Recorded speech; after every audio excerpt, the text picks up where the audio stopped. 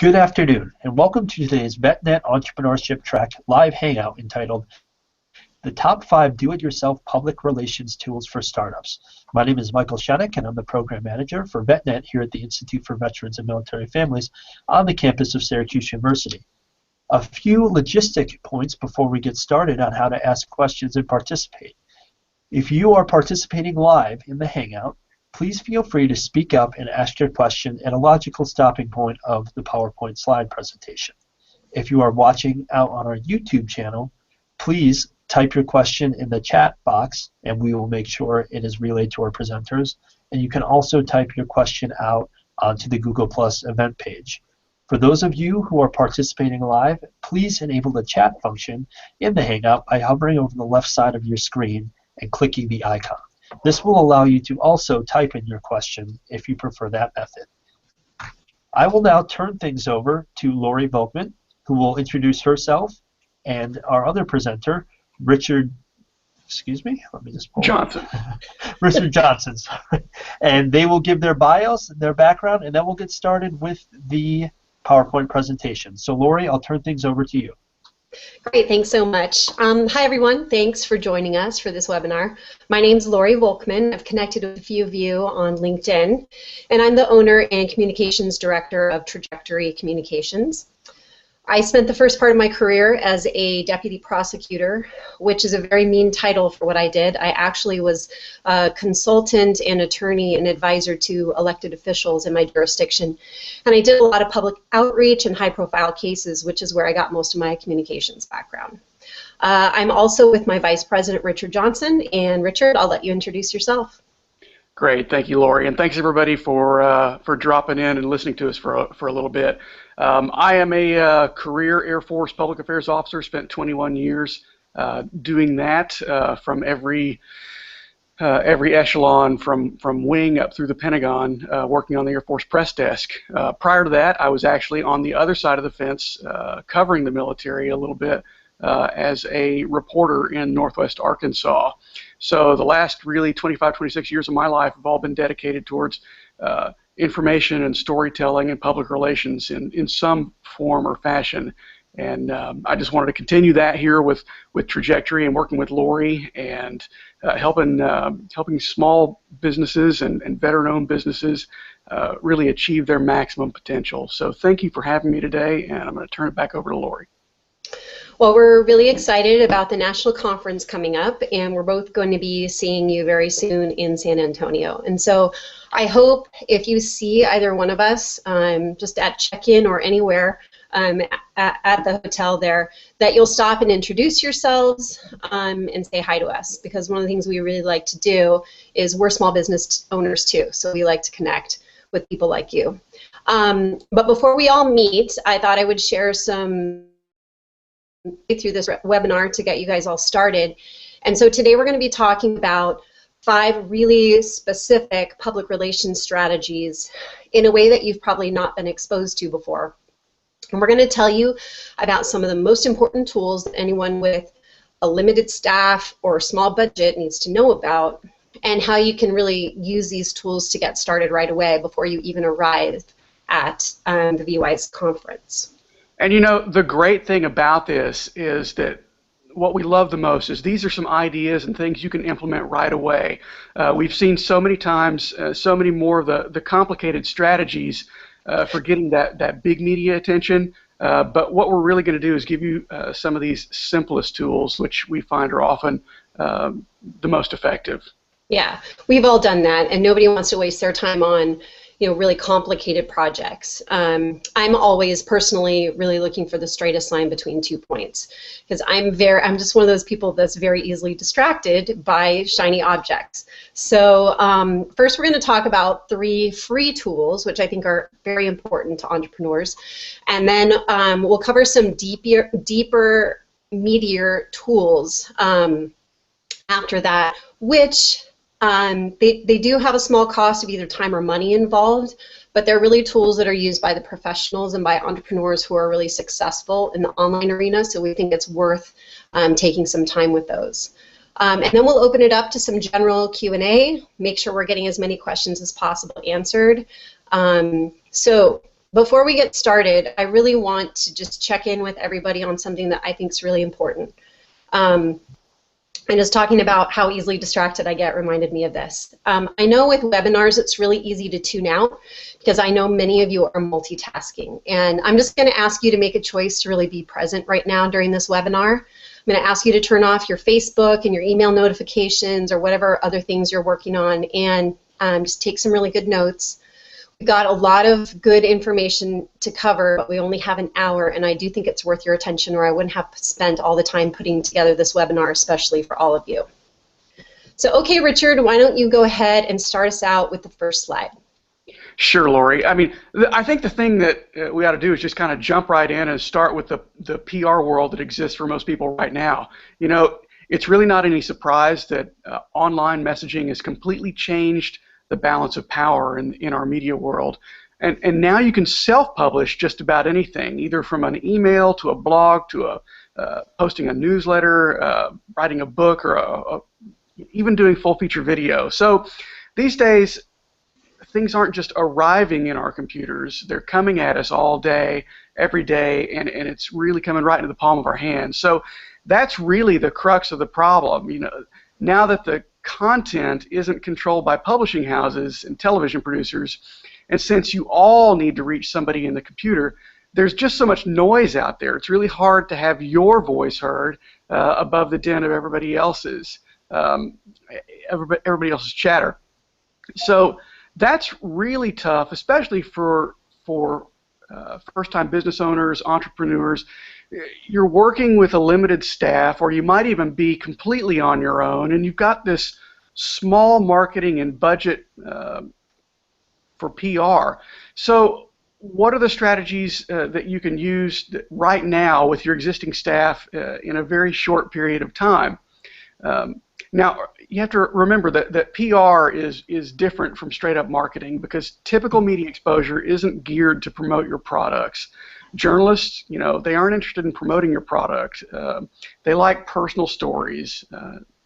So it's like an extra free marketing tool, really, if you can get your if you can integrate your public relations and marketing campaigns strategically. And then you can increase public awareness of your main messages and always have a very specific, very consistent message, and position yourself as the ultimate answer to the problem that's keeping your ideal client up at night. All right, so let's just jump right in from that with our 5 tools. This is our first one. It's my personal favorite. I know some of you have heard it already, but even if you have, we're going to show you how to use it in a way that makes a big impact. So go ahead and move to our first slide. Next slide, I should say. So this is called HARO, Help a Reporter Out. This is a free email service that delivers queries from reporters directly to your email, and you can do it up to 3 times a day. They have a morning, midday, and afternoon email that goes out. Journalists who subscribe to this pay to be a part of the list to find sources, and they're often looking for very specific information from experienced sources. So this is essentially an opportunity to establish yourself as the go-to expert for your arena. Even if you don't think of yourself as an expert, I think it's the way to really make people get outside of themselves and realize how much expertise they have. So it's kind of got that mindset switch for yourself as an entrepreneur as well. It doesn't always give you the ability to directly pitch your business, just like Richard was just talking about. But it almost always identifies you as the owner of your company, which automatically generates interest and notoriety and increases your brand's visibility. Now, when you sign up, you will have the opportunity to customize the kinds of queries that arrive in your email. So you can choose between, you know, I want healthcare information, or I want lifestyle, or I want education. But honestly, I'll tell you, I have done it both ways, and I definitely recommend for all my clients that you sign up for all of the lists. And the reason I do that is that it really only takes you an extra 20 to 30 seconds to read through the list. The way they have it organized is by headlines, and when you click on something of interest, it pops open to reveal the entire description for you. And you can tell right away from the headlines whether it's something that's of interest. And I have made some really great finds in what I consider to be unusual categories, like biotech, where it turned out I was an expert in something they were looking for. Okay, so Richard, why don't you go ahead and talk about the specifics of how to use HARO in a way that's really effective for PR? Sure. Well, the first thing is you have to know that there is a right way and a wrong way to respond to any media query. You know, when you're responding to a query, you have to connect the issue that they're asking about and your comment or advice in a way that shows it's innovative or unusual. And then you've got to understand that editors and producers are not going to tolerate long emails. So a single query could yield hundreds of emails, and they're working on more than one story at a time. So just as you want people to be considerate of your time when they're getting to the point, do the same thing for any reporter, because they've got other people they're trying to do, and they're probably working multiple stories. So you really want to make your issue stand out, and that would help you help them, which is ultimately going to help you in the long run. So I'll give you a little bit of a formula for pitches, and it's relatively the same no matter what you're responding to. And so you're gonna want to make sure that you jot this down. And it's basically the 5 W's and an H. And so it's who. You know, tell them who you are and make it condensed into a single sentence, and then give them the what. Tell them what you want them to write about in the second sentence, but not so much in a directive way. You just want to. You're really hooking the reporter at this point. You want to just make it tantalizing so that they come back and start asking you questions. Mm-hmm. And then the why is also important. You know, a short little paragraph, 2 to 3 sentences that it further explains what you have to offer and why it's either the single greatest thing ever, or that it's new. Or that there's some sort of emotional tie, or that it's related to a specific editorial event, is really helpful. And then the where and the how, you know, is the final sentence that also includes your when. So you want to give them the information how they can be how you can be contacted, and how you can provide your cell number. You know, and for those last-second questions that they may have as they're running up on deadline. So that's just the 5 W's and the H. But you want to keep that short and sweet. So don't spend too much time on these. You're going to get bogged down and frustrated. The good news is you'll never have to track and follow up on these pitches. They're either going to like your response or delete it immediately. And so, given, you know, a short 24 to 48 hour cycle that most of your stories have, it'll be gone before they'd ever know it. The key there, though, is if you do have something critical, don't sit on it. Be proactive, and especially if you can plan it out, and that's where your strategy comes into play. I just want to add a story here for everybody, Richard. Okay. It's about these journalists and the sources and where they're writing from when you're creating these pitches. In 2013, you can go ahead and show the next slide. In 2013, I was working on a PR project for a nonprofit in New York, and they were raising funds for a Veterans VA Assistance Fund, and it was over the time period between Thanksgiving and Christmas. And they were trying not only to get more donors, but also to get the word out to veterans, to tell their friends that anyone who was kind of stuck in this VA claimant system, that they were there to help with transitional funding. So it truly was a general publicity campaign where the very best reach was to the largest population of the public. And that was just the most important thing. And I ended up pitching a reporter who asked for information about how to help veterans over the holidays for a piece they were doing on the Dell employees website. And that query actually came to me through HARO. And I thought that was fine, and it would be great to reach, you know, lots of employees because Dell has over 100,000 employees worldwide. I didn't know exactly where they were going to use it.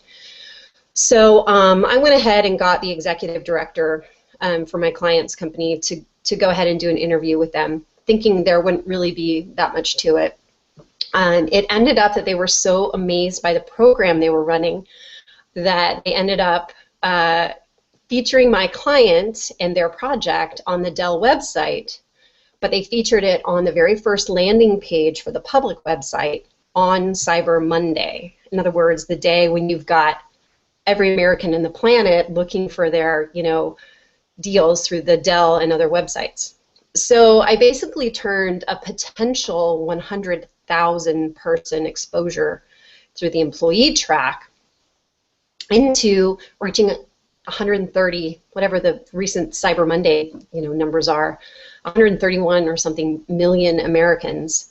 And it was a huge win for my client that came from something that we really didn't expect. So I feel like HARO is one of those sources, like, that's why I put this picture into the slide. It's like finding a $20 bill in your pocket, or a $100 bill maybe, because you really had the opportunity to connect with some people at Time Magazine and Ladies Home Journal and big media sources, and you just never quite know where it's going to come from. So, respond to all the ones that seem relevant, not just the ones that seem like they're from the huge publications. In fact, the other point I want to make with this story is that was an online resource, and very often, especially for all of you small business owners, the online opportunities are better. Because they're usually willing to include a link directly to your website, and that can be any link of your choosing. You can just have the company name and it can link directly to a landing page, for example. And so that means you're literally just a click away for anyone who reads that article. That's the end of my story, Richard. Great, Lori. And like Lori was saying, those online opportunities have really changed the way traditional PR professionals are used, and that's where our use of this tool kind of takes a twist. So here are those two strategies that will take you to the next level. Even if you're already using HARO, and you can turn it into a tool that can be used in your PR strategy beyond just responding to the pitch. So write this down as well. You can pay somebody to do the monitoring. And I'm not talking about a giant PR firm. I'm talking about a virtual assistant who charges $15 an hour.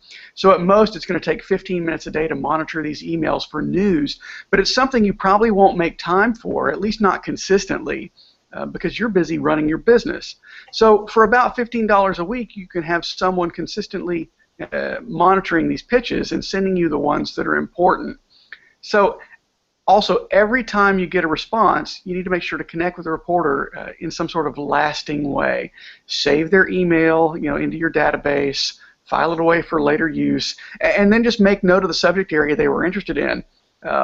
It's also helpful if you might want to follow them on Twitter, send them a request on LinkedIn so you can stay in contact. And if they don't use you for your story, you've created a relationship. And so maybe you can build on that to pitch something later when you have news to share. So those email addresses are really like gold. And if you don't believe me, you can search, because there are a lot of people figuring out how to tell you how to get email addresses of a lot of folks. So if you can reference that previous connection with a reporter who you've reached out to and has reached out to you, that is even better. So Lori, that's what I had for that. Great. Well, there's something else about HARO you guys really need to know when you send off those pitches, but it's really part of the next tip. So we'll just move on to tool number 2, make sure we get everything covered within our 1 hour. Okay, so next we're talking about, I said subject line, but it's really headlines. They're more important than ever, and most people never even make it past the subject line of their emails. I don't know about you, but I have a ton of unread emails, and especially with the way Gmail works and the different tabs up at the top, I get confused all the time about what I have and haven't read. So it's a good chance that you'll get deleted without ever getting read if you don't have a really killer subject line. And that's really all subject lines are, is headlines. So we'll take a look at this next nifty tool.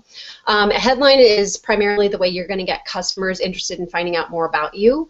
And it's described often by salespeople as advertising for your ad. So that's kind of the same way to think about subject lines. It's like the advertising line of your email.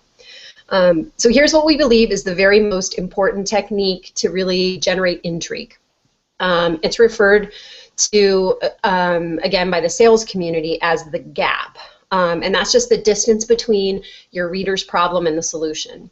So if it's a pitch, The reader is going to be the journalist who's concerned about making sure that their story is in the interest of the reader. So it's kind of a double audience.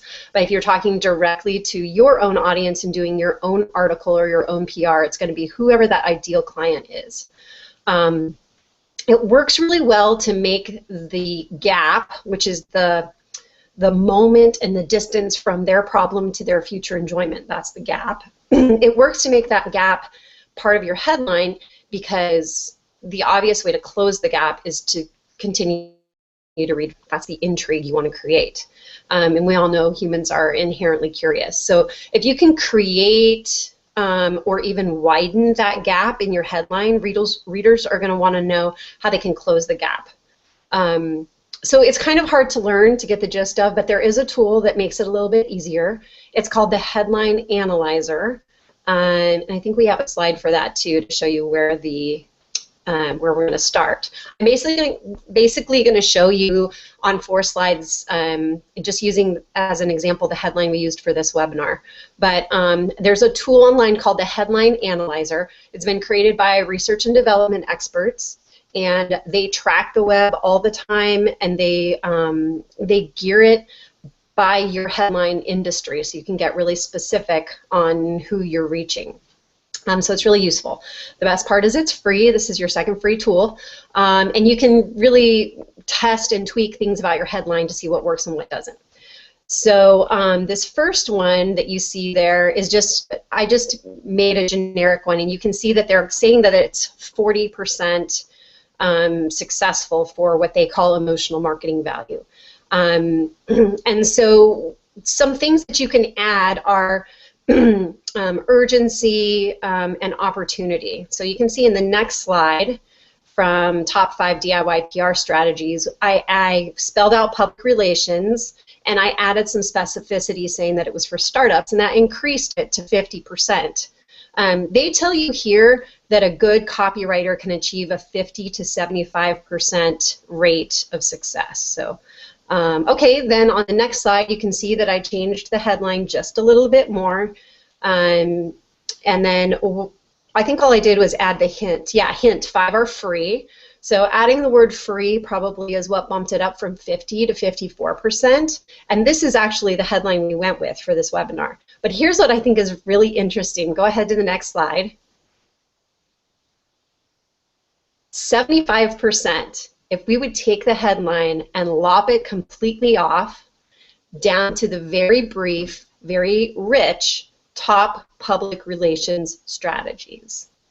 Now there's a lot of work out there on the internet that says that giving people tools instead of ideas and strategy is getting to be something that's preferable. So there's a little bit of a distinction on where you think some of your marketing should go. But it's really interesting that this 75% really hit the nail on the head for this analyzer, because they know what people are clicking on. And so part of what I think I learned from running our headline through there is just the more brief, the more likely someone is to have interest in that headline.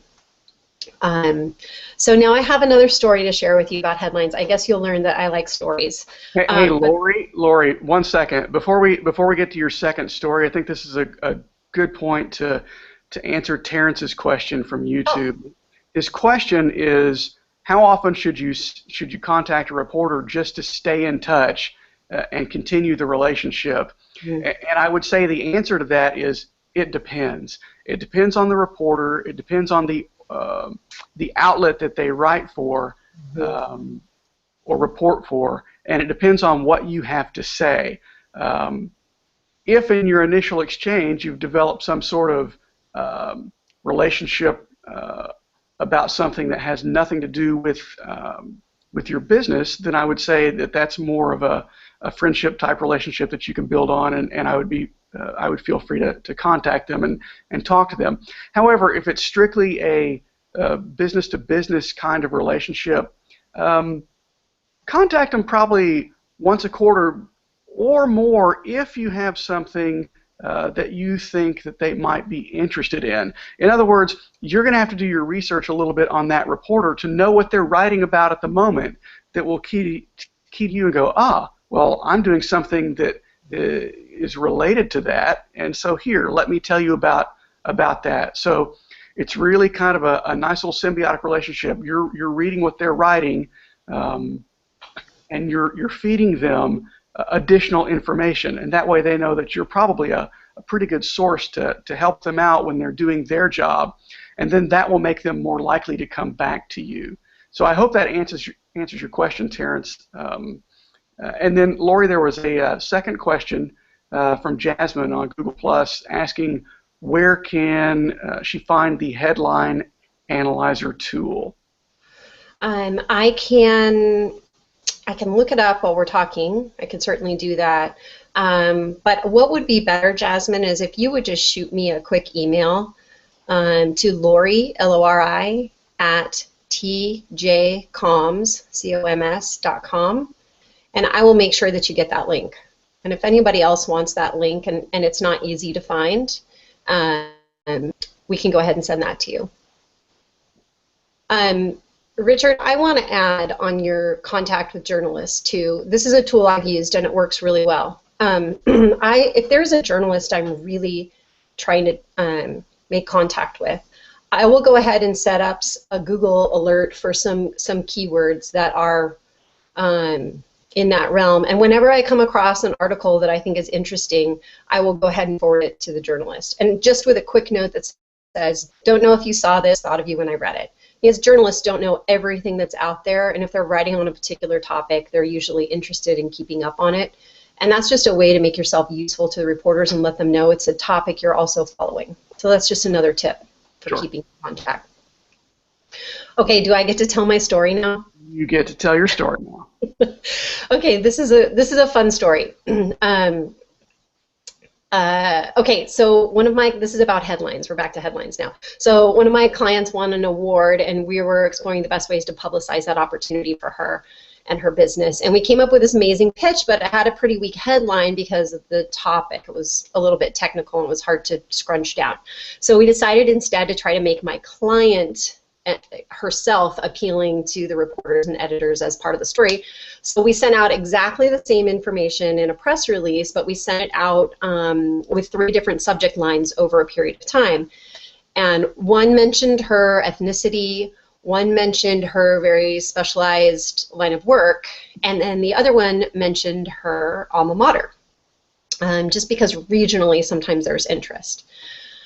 Okay. This is the very cool part. A producer, you can go to the next slide now. A producer at the Ellen show ended up contacting us out of the blue, and we couldn't really figure out where they got the information.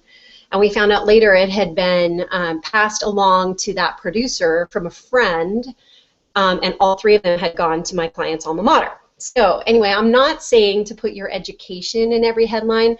I'm just saying don't discount the importance of that subject line or the headline that you're using. It's often the most important thing. Great, thanks, Lori. So now we're ready for tool number 3, and it's really a great strategy, and it's one we use with all of our clients, and we call it the back pocket speaker.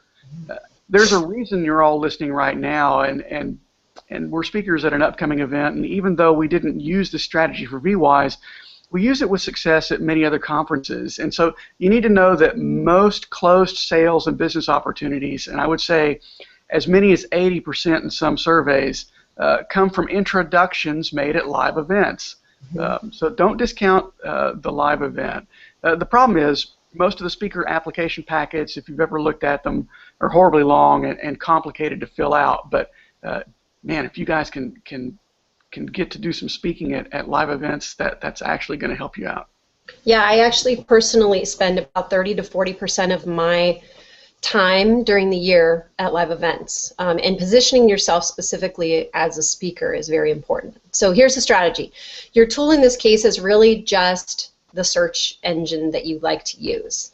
And I'm going to tell you a little bit about how to find events where you can get in front of the right people. But this is a shortcut around that long process of filling out the complicated packets, which you may eventually have to fill out, but at least you'll only be filling them out for events where you're actually speaking. So all of you are going to do this. I just know you are. Just trust me on this. I want you to get on the internet and search for expos and conferences specifically in your area. There are some search engines specifically for events, and you can certainly email me if you're interested in a list of those. But honestly, I'm just going to tell you, you can Google most of these, and so going through each of those individual sites is kind of a waste of time. So if you get on Google or Bing or whatever you use, and you put in conference or expo and any of the neighboring cities that you would be willing to travel to on short notice, and then the month that you're in. So like right now you would put in the word November. Then you're going to be able to pull up all of the events that are happening within the next 2 weeks in those locations. And you should be able to come up with quite a few depending on how far you're willing to travel and how big your nearest cities are. And so here's what you need to do. You're going to be pitching conferences and expos to speak at in your specific area of expertise that are closing in on their deadlines. So you're basically sending them a quick email that's going to give them an opportunity to take a quick breath and sigh of relief, because they have now you, the expert, who wants to speak for them. So when you offer to fill in for any of the vacancies and speaking engagements as well, that's also another way to get yourself out there. And the subject line for this that we use is back pocket speaker. It's really just that simple. That's the headline, or that's the subject line that really gets a lot of success for us. I can see my open rate on that, and I'm going to highly recommend you use that subject line for these. Okay, I have another story. This is one of my favorite stories, and I created a slide for this one because I knew I was going to tell this one. Okay, so don't change the slide yet because it'll give it away. But I went to this conference in Honolulu. I really wanted to go to this conference in Honolulu because, you know, it's in Hawaii. But also I really wanted to connect with some of the vendors and the directors that I knew were going to be attending. But they were on really tight budgets that year. And they straight up told me they were mostly using local folks for their presentations. But I kept emailing them anyway. I really wanted to go. And I kept letting them know that I was ready to go at a moment's notice if they changed their mind. So lo and behold, just a couple of weeks before their conference, they called me. Okay, you can put the slide on now. And it turned out that somebody from LinkedIn could not attend, and they really needed an expert to talk about personal branding and presence online in a job search for transitioning veterans. So I was right at the top of mind for them because I was talking to them about communication strategies, and I gave a really killer presentation.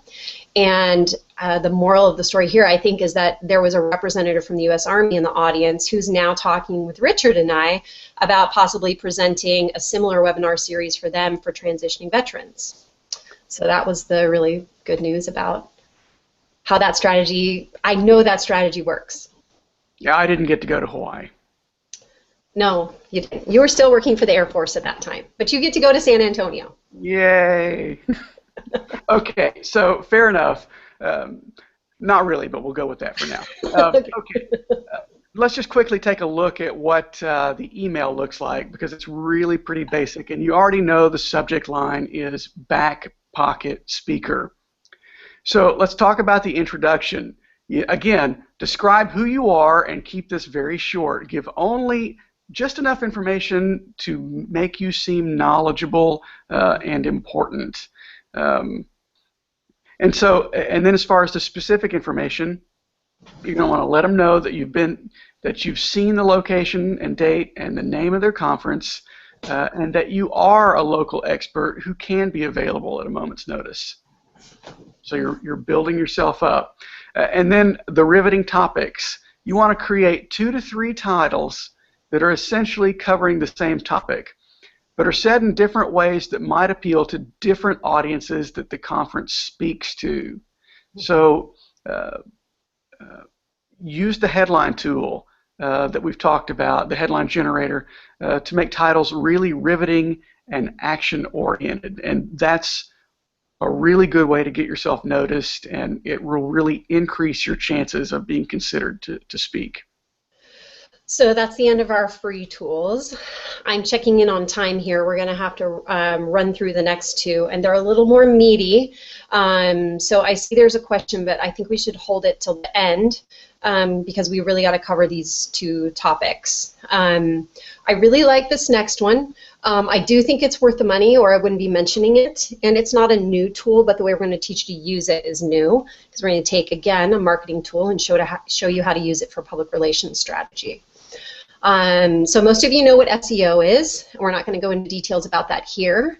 And I know there's going to be a web expert at VWise, so you'll definitely get more on that in San Antonio, and you'll have an opportunity to, I believe, make an appointment to talk to someone about that. But at least for the basics here, you know, that stands for search engine optimization.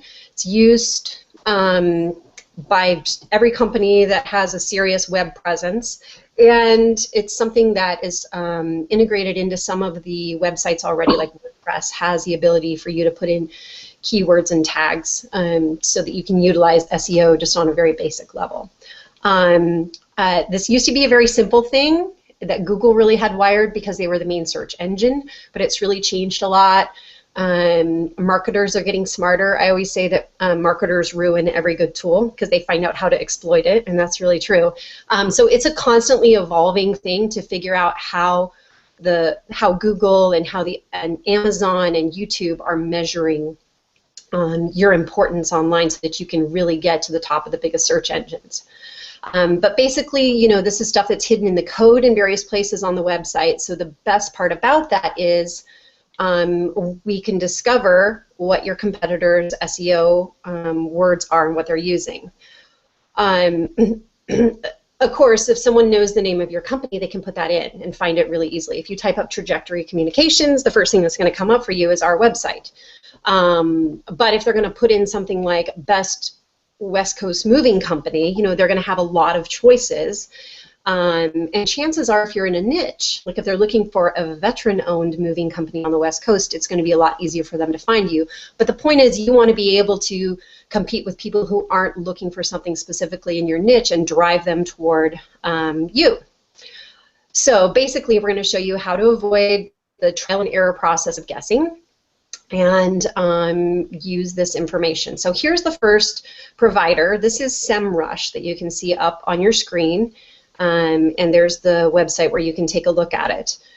The service costs about $80 for 1 month, and you can do pretty much what you need in terms of searching for 1 month and then turn it off if you like, so it's a pretty inexpensive option. You can search for your competitors, you can search for what keywords they're using, and with what success they are driving traffic to their site with those particular keywords. You can either just go ahead and search their existing database of competitors of yours that you already know exist, but you can also search the keywords that you're trying to target and go ahead and ask them to do the searches on like the first 2 pages, which are usually the most important for SEO. The next one is called Keyword Spy. This is a similar service, and there are a lot out there, but I would say of the people I know who use it, these are the top 2.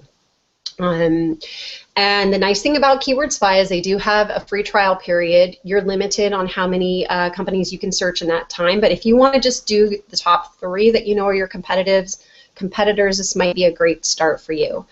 It is a little bit more expensive at $90 a month after you get started past the free trial period, but they also offer bigger packages and more technical online help if you're not very online savvy, so this might be a better choice for you. Okay, and I know that this sounds like straight up marketing, and I know that at the beginning I said this is PR, not marketing, but we are talking about PR today, and this really is part of an innovative tool. So here's how you're going to use it in your PR strategy.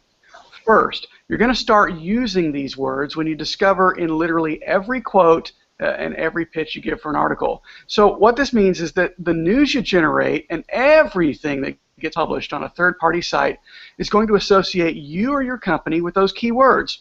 If you're getting an award or having a story written about you or your company, you absolutely have to use these keywords in the quotes that you give. Second, you're going to search out the keywords online, and instead of looking at the web results, you need to click on the news tag to see what the news is about that topic. you're going to get an idea pretty quick about the journalists and the news sources that are writing about your topic, and you're possibly going to have the names and emails of people just to cold pitch your next article idea. And then third, you're going to set up these Google alerts for these words so that you're constantly on the cutting edge of every major article written about this topic, including those written by your competitors, which is just as important. And you're going to know these resources and the journalists that are constantly covering these kinds of stories. So remember when we talked about back pocket speaker, this is a great way to come up with those riveting headlines we're talking about. And if you don't know about Google Alerts, you can literally Google Alerts. It'll show you how to set up alerts that will tell you on the frequency you choose, how often you update the news to those specific keyword searches. And this was something that I used on a daily basis, whether it be when it was F-35, F-22, Afghanistan, you name it. We put it out there. We could narrow everything down to what we were really trying to search for. So Google is going to pull from news, online, and social media. It's all in there, and it's all important. This is an area that I don't know very much about, SEO. I actually have someone manage my site because I'm just not, I don't have time to deal with the technical stuff in our business. But I know that when I look at a pair of shoes on Zappos and I don't buy them, they follow me around the internet. Like when I get on Facebook, my sidebar has that exact pair of shoes, a picture of that, not just of Zappos, of that exact pair of shoes, and they are magically on sale. So I know there's like this magic behind it. But I just want to underline this. As business owners, we don't have to know and fully understand every aspect of it. Just if this is an area you're interested in, take the time to invest in the program. It kind of defeats the idea of having a company when you're just constantly in education mode. So this is one of those areas where I recommend you engage an expert. Okay. I'm just taking a look at time, Richard, and I think what I want to do is let's just move straight on to the fifth tool now. Okay. This is the part where we're going to go ahead and talk about key messages, so you can go ahead and change to the next slide. Sure. So key messages are really your business roadmap. You're going to be identifying your one very proven central message that you have, the one that stops people in their tracks, and 3 or 4 or 5 supporting messages that always lead back to the central message. So it's really the hub of your communication strategy. Then you're going to develop these proof points for each of your supporting messages, and that framework altogether is going to provide you with the skeleton of every blog post, every interview, every presentation, every elevator speech, every pitch, and every bit of copy on your website. Anytime you open your mouth, you want to lead back to your central theme, that overarching communication element. And then it's going to be repeated by your customer, or to your customers over and over again, leading them consistently to that central message. And then, as I stated a second ago, they're going to start repeating, your central message. So it's really like getting an easy button for communication. Once you take the time to develop your own key messages, you literally have the outline for everything you ever need to do in your communication calendar for an entire year. That makes it sound a little bit simple, but I do want to underline that when you try to put this into action, it's actually a little bit more difficult to come up with that central message. And we're covering this on a webinar in just a few minutes, but you should understand it is a relatively complicated communication strategy. It's one that communications professionals use. It's what they start with when they're developing a strategy. But you know your business better than anyone else, so it's not a bad idea for you to start thinking about this. I sometimes just stare at the paper when I'm working on one of these projects, and so I'll just share a little tip with you about how I get unstuck when I'm trying to create that central message. I start writing down literally everything I can think of on a whiteboard on one half of the screen about all of the things that are the attributes of my client. So all of the great things that my client has told me on the phone. Then I'll go back, and on the other side of the whiteboard, I'll just start listing all of the problems that people have that are associated with all of those solutions. And I think once you start to do that, for one thing, you're shifting your focus to what it is that the ideal customer is looking for. And the second thing you're doing is you're starting to see a central message or theme. And so once I get all of that out, it's often that there's this core concept that emerges that I realize I ought to be talking to people about. So that's the central message. It might not even be anything that's written on the paper. It might just be the overarching theme of everything that's been written down there. Then I just I match up the problems and solutions, just literally with a line, and then I eliminate anything that's unimportant or redundant, and I might reword some of them. And when I get down to the 3 or 4 most important ones, those are those supporting messages. So that's how I start to create it.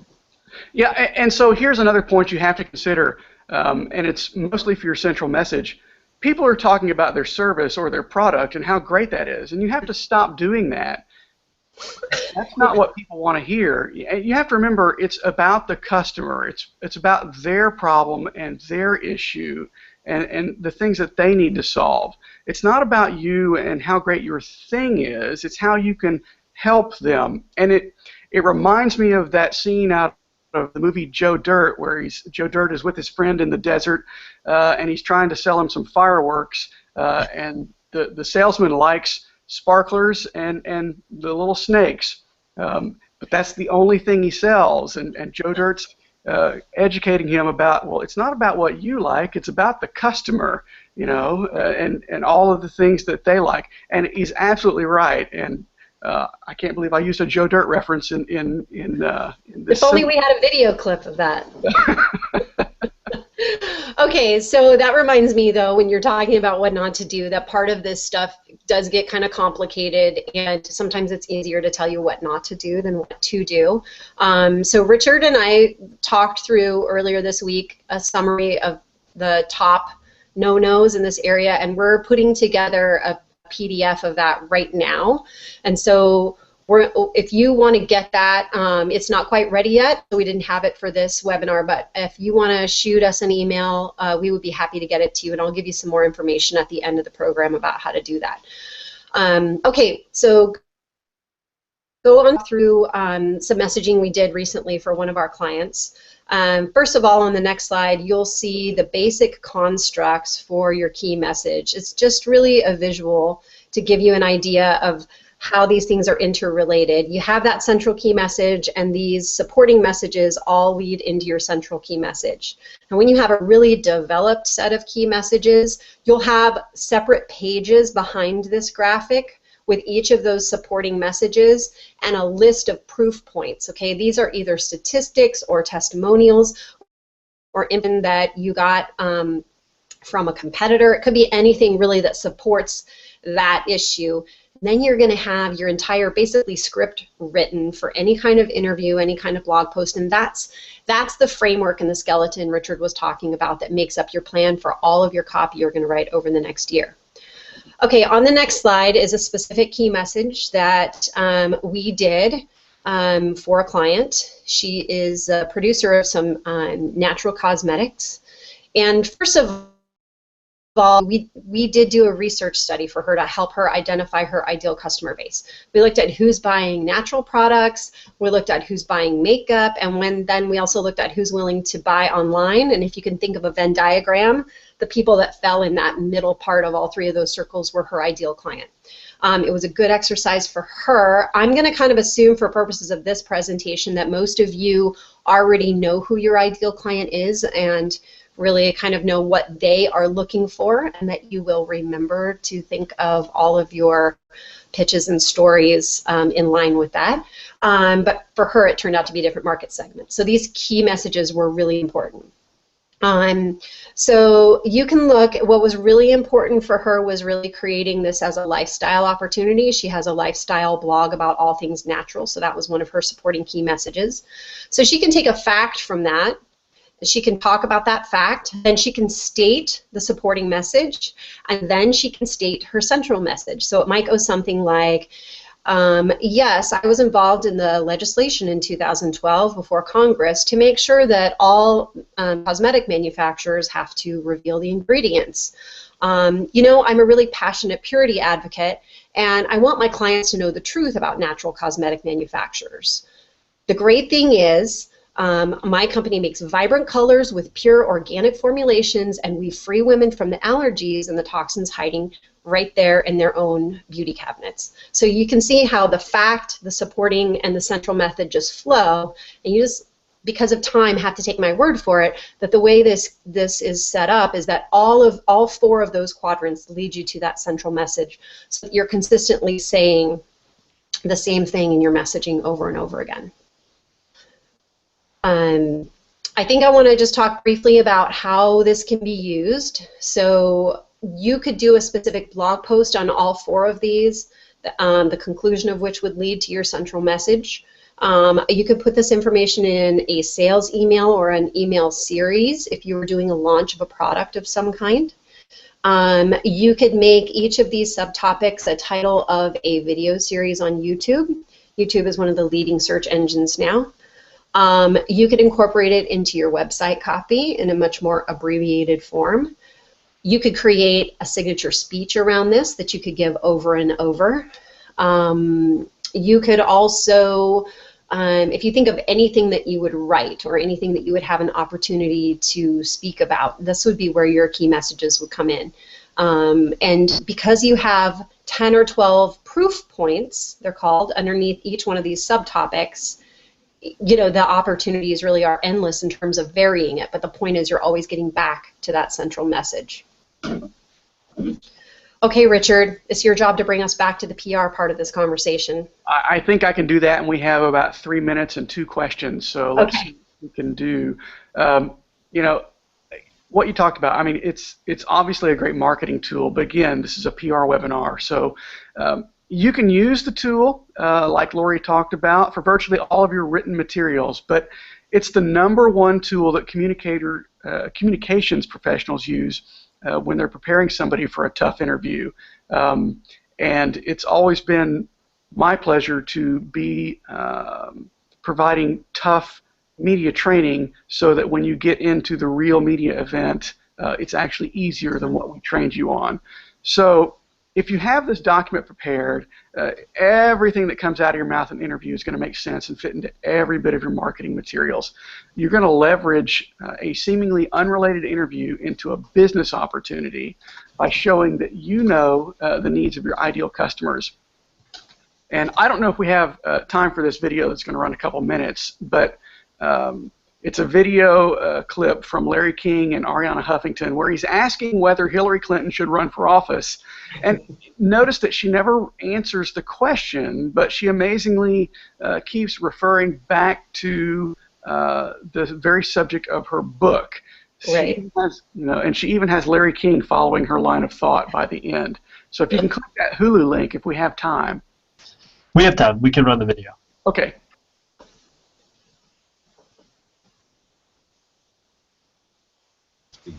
That Hillary runs? So I wrote a column about Hillary. Whatever she does, I wish that she could lead in redefining when she fainted and got a concussion.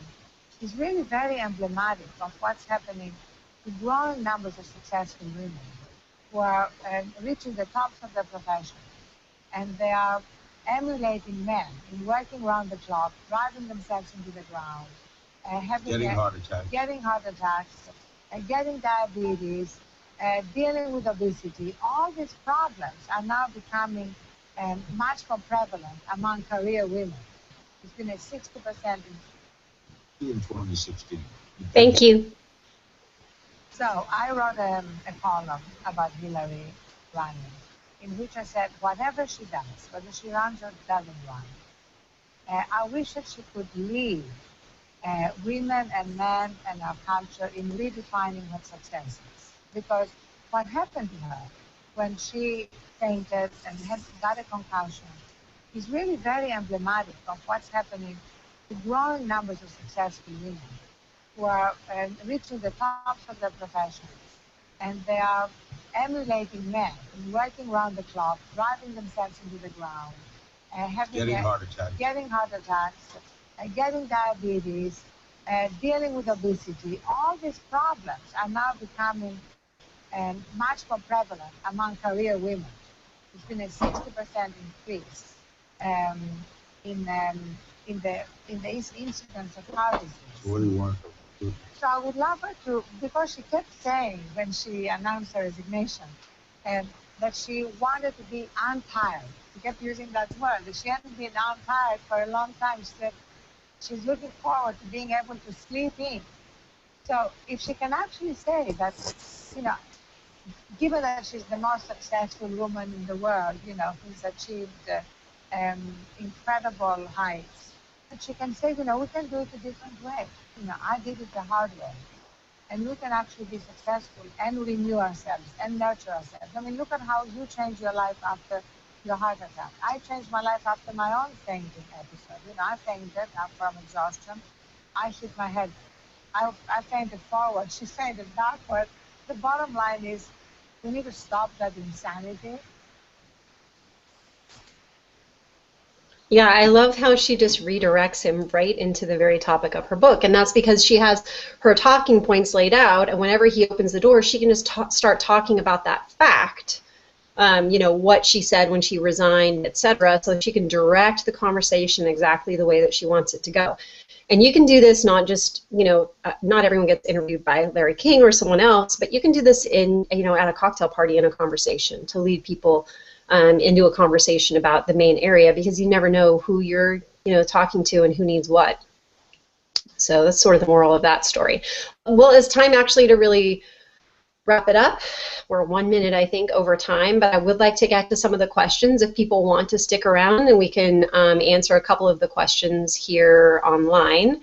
I also put up in the comments section that if you have any questions about any of this material, you can, if you're coming to the national conference, we will be there, so you can make some time to talk with us personally. But you can also just shoot an email to our assistant, and her email is emily@tjcoms with 1m.com. And just in the subject line, just put VWise webinar, and then describe for her what you want, and just give her your name, and we will make sure you get all of that information. But we do have a question from Bethany on Google+. If you send an email to the conference organizer on open speaking slots, should you follow up with a call? If so, how long should you wait?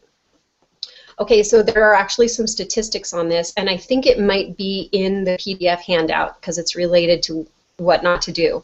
Don't forget to repeat, I think, is one thing. So there was a statistic that shows that 80% of calls that people actually respond to happen on the 8th contact and above.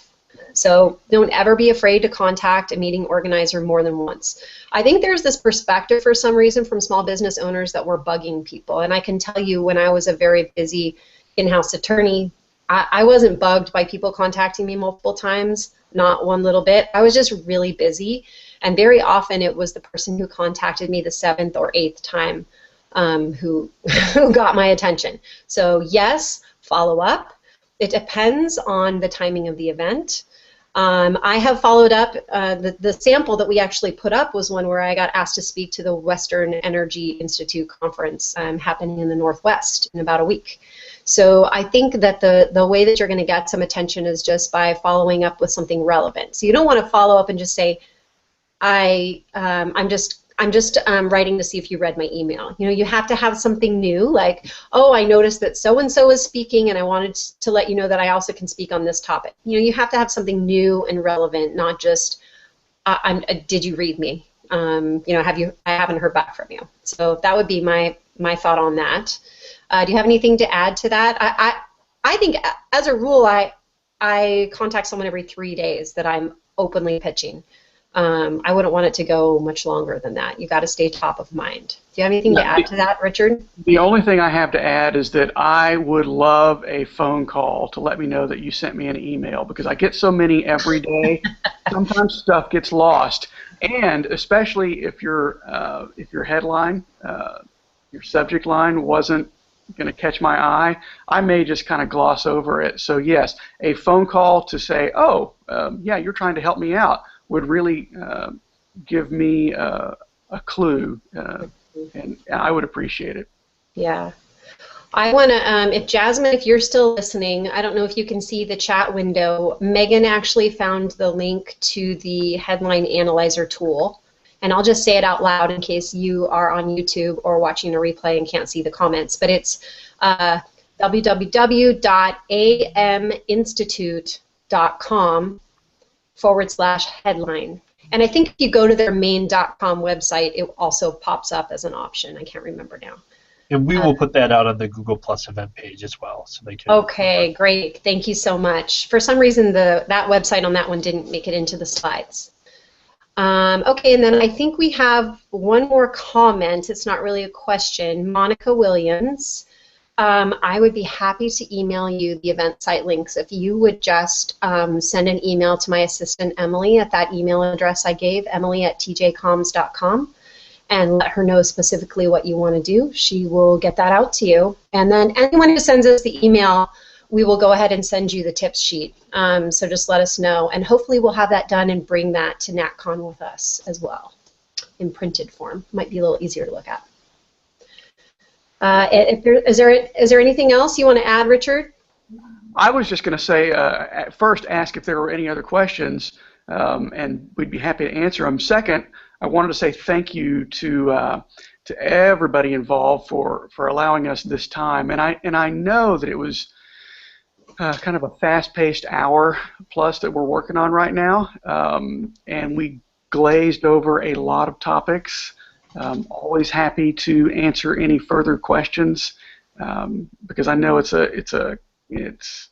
kind of complicated in certain areas, and we're happy to always help anybody out. So thanks again. I really appreciate everybody's time.